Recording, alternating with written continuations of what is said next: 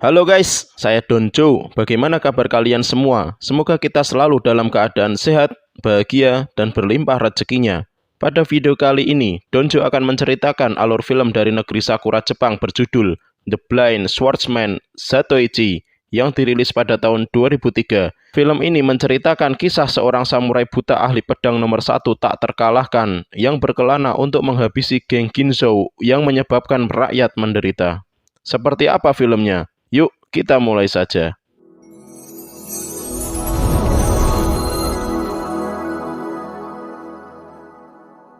Film akan berfokus pada tokoh utama di film ini bernama Zatoichi, yang merupakan samurai buta ahli pedang nomor 1 tak terkalahkan. Dia tidak melihat, tapi kemampuan berpedang, insting, penciuman, dan pendengarannya sangatlah peka, sehingga membuat dirinya ditakuti oleh para musuhnya dimanapun berada.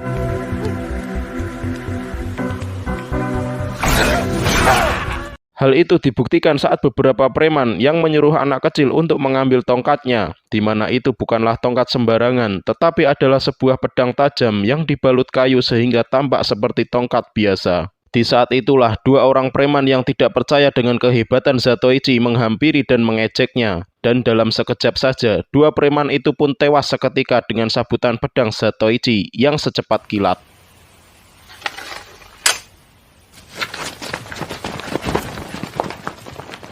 Film berlanjut ke seorang bibi penjual sayur, di mana bersama para pedagang lain sedang dipalak oleh gerombolan preman dari geng Ginzou yang merupakan sebuah geng besar penguasa wilayah tersebut, di mana mereka selalu berbuat semena-mena yang menyebabkan rakyat kecil menderita, bahkan saking kuatnya pihak berwajib pun tak berani kepada mereka. Zatoichi dikisahkan merupakan mantan samurai pembunuh berdarah dingin pada peperangan beberapa tahun yang lalu, sehingga ketika perang berakhir, dirinya memutuskan untuk berkelana menutupi jati dirinya dan mengaku sebagai seorang tukang pijat keliling. Zatoichi lalu bertemu dengan si bibi yang kebetulan sedang kecapean dan membutuhkan bantuan untuk membawa sayur, sehingga Zatoichi pun menolongnya dan dia ditawari untuk tinggal sementara di rumah bibi. Film beralih ke seorang ronin atau samurai tanpa tuan bernama Hattori, yang sekarang sedang bingung karena menganggur setelah berperang dan hampir stres karena kondisinya saat ini, di mana istrinya sedang sakit keras sementara dirinya tidak mempunyai uang dan pekerjaan. Hattori pun mengungkapkan rencananya kepada sang istri untuk menjadi seorang pengawal atau pembunuh bayaran bagi geng Ginzou. Yang meski sang istri sudah melarangnya, Hattori tetap bersikeras karena tidak tega melihat kondisi istrinya yang semakin memburuk.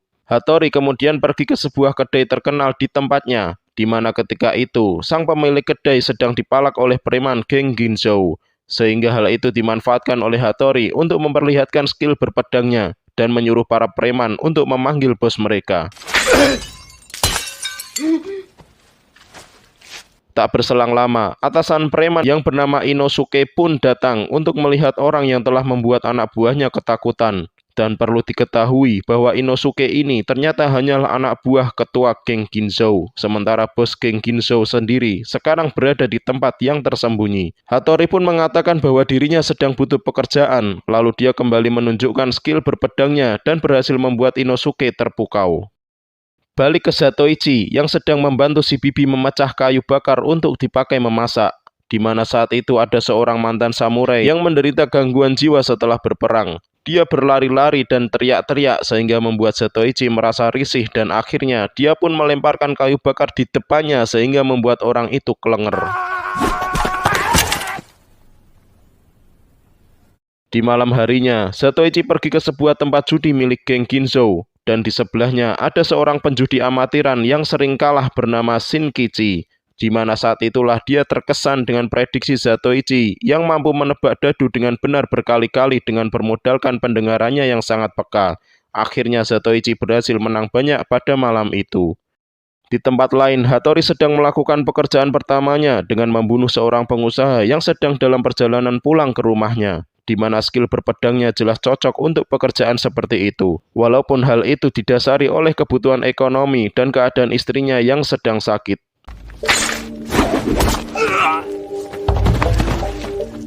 Zatoichi dan Hattori bertemu di kedai terkenal di wilayah itu, di mana juga ada si kakek yang merupakan ayah pemilik kedai tersebut. Dan tak sengaja dia menjatuhkan sarung tongkat yang kemudian terkejut melihat pedang di dalamnya. Sehingga ketika Hattori melihat hal itu, membuat naluri kebrutalannya bangkit dan hampir terjadi pertarungan.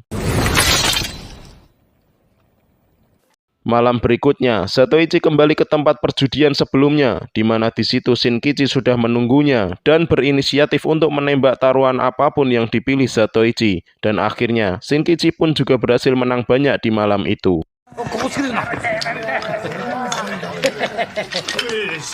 Seperti biasanya, hasil dari maksiat umumnya digunakan untuk kemaksiatan lainnya. Salah satunya dengan mendatangi sebuah rumah bordil yang di situ sudah ada dua wanita penghibur, sebut saja Bunga dan Mawar, yang berminat untuk menemani mereka malam itu.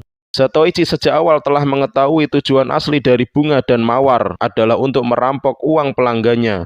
Dan dia juga mengetahui bahwa Mawar merupakan seorang pria yang berdandan seperti wanita. Karena sudah terbongkar semuanya, Bunga pun akhirnya jujur dan menceritakan tentang masa lalunya, di mana dia dan Mawar yang merupakan adiknya dahulu adalah anak dari orang kaya. Tetapi geng Ginzo yang dipimpin oleh Inosuke membantai habis keluarganya saat mereka tidur. Mereka berdua selamat karena bersembunyi di kolong lantai rumah, dan tujuan mereka selain merampok para pria hidung belang adalah untuk menemukan Inosuke dan membalaskan dendam atas kematian keluarganya. Inosuke, これで一生安泰だな。よし、大地、ガキはどうした？それが、そいつらをずっと追っかけてんのか。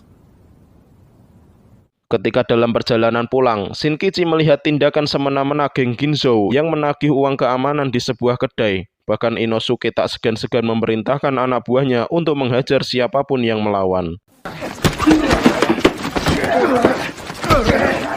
Di lain waktu, Bunga dan Mawar sedang berada di kedai biasanya dan meminta sang pemilik kedai untuk memperkenalkan mereka kepada bos-bos pelanggan kedainya. Akhirnya, mereka diperkenalkan dengan seorang bos kaya bersama asistennya, yang mirip seperti kakek Sugiono. Karena sudah nafsu, Pak Bos pun langsung mengajak Mawar untuk ke kamar, di mana di situ Bunga secara spontan memukul kepala dan tak sengaja dia melihat tato ular pada lengan kakek Sugiono, yang mana tanpa disadari Bunga bahwa tato ular tersebut merupakan tato khusus anggota geng Ginzo yang telah membunuh keluarganya. Di lain tempat, Zatoichi dan Shinkichi terlihat berada di perjudian sebelumnya, dan mereka berdua kembali menang banyak sehingga membuat si bandar merasa harus mencurangi permainan, yang tentu saja Zatoichi langsung mengetahui hal tersebut dan langsung menghabisinya.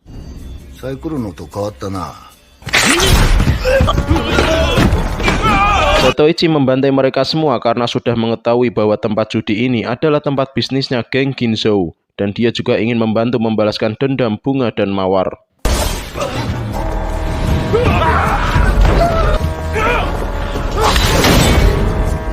Mendengar tempat bisnisnya diganggu, ketua geng Ginzo pun langsung meminta kepada Hattori untuk mengusut perkara ini. Dan ketika tiba di TKP, insting Hattori mengatakan bahwa pelakunya bukan orang sembarangan. Seketika dia teringat dengan Zatoichi beberapa hari yang lalu. Karena merasa sudah tak aman di wilayah ini, Zatoichi kemudian mengajak Shinkichi, Bunga, dan Mawar untuk ikut ke rumah si bibi penjual sayur. Karena tempat bisnisnya sudah hancur, geng Ginzo mengutus Hattori untuk mengambil alih sebuah tempat judi milik geng lain, yang mana dengan skill berpedangnya yang hebat, geng itu pun langsung habis dibantai dengan begitu mudahnya dan tempat judinya berhasil dikuasai geng Ginzo.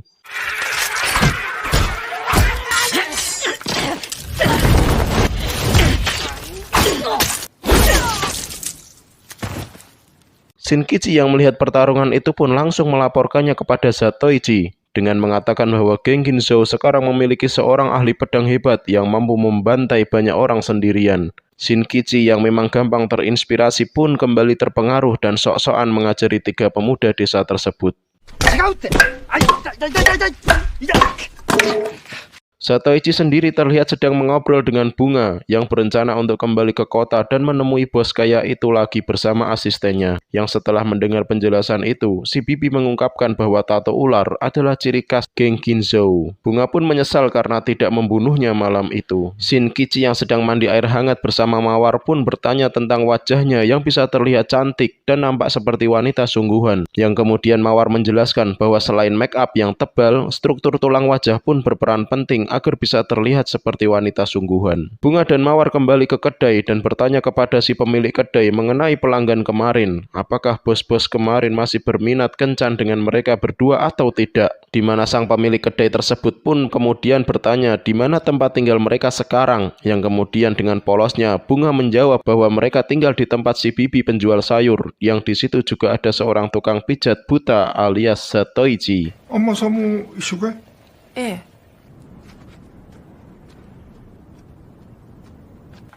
荻谷さん、この間のこと全然気にしてないってさ。 Pada akhirnya, mereka bertemu dengan kakek Sugiono bersama dengan Inosuke yang tak berselang lama. Mereka langsung mengeluarkan senjata bersiap untuk menyerang. Tapi ternyata gerak-gerik mereka sudah diawasi dan tentu saja anak buah geng Ginzou pun langsung mendatangi mereka sehingga rencana mereka gagal total dan terpojok.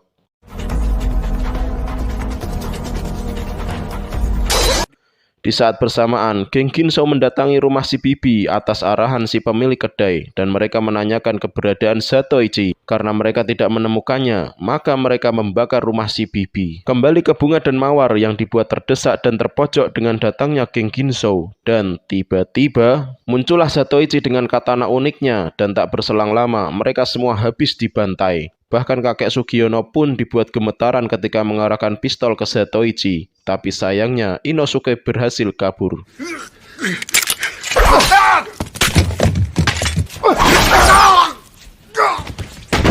Inosuke pun lari ke pesisir pantai yang di situ sudah ada Hattori yang siap menghadapi Zatoichi. Tibalah momen yang ditunggu-tunggu, pertarungan dua samurai hebat yang mana Hattori sangat yakin bisa memprediksi gerakan Zatoichi dan membayangkan kematiannya. Tapi tiba-tiba ternyata pertempuran akhir ini tidak semenarik yang kita bayangkan, karena hanya dengan satu gerakan saja Hattori tewas seketika, yang mana dapat diambil kesimpulan bahwa level Zatoichi berada sangat jauh di atas Hattori. Pagi harinya, Inosuke juga ditemukan tewas di tepi sungai yang pasti sudah dibunuh oleh Zatoichi. Dan akhirnya seluruh warga desa pun sekarang bisa hidup tenang setelah geng Ginzou habis tak tersisa. Dan rumah Bibi yang semalam dibakar pun sedang dalam proses pembangunan oleh masyarakat sekitar. Setelah menghabisi semua anggota geng Ginzou, Zatoichi pun diburu para ninja yang diketuai oleh si pemilik kedai yang ternyata merupakan ketua sesungguhnya geng Ginzou. Dan kejutannya adalah ternyata Zatoichi bukanlah orang buta karena dia masih bisa melihat, tapi sengaja menutup matanya selama ini agar lebih bisa merasakan dunia dibandingkan dengan orang yang melihat. Seketika, Zatoichi langsung menebasnya.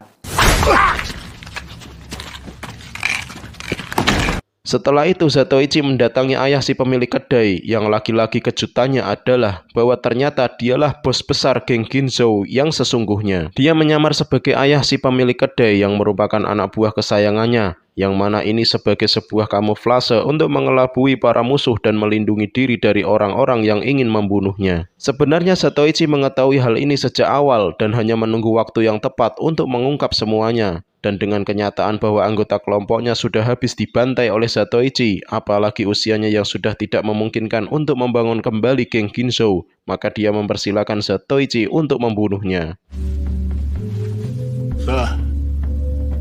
Atas semua kezaliman yang sudah dilakukannya di masa lalu, apalagi tanpa ada rasa penyesalan, maka Zatoichi ingin membuat hidupnya jauh lebih menderita di masa tuanya daripada hanya sekedar membunuhnya. Maka Zatoichi pun menebas matanya sehingga membuatnya buta, gelap gulita, dan sendirian sebatang kara dalam menjalani kehidupannya sebelum ajal menjemput.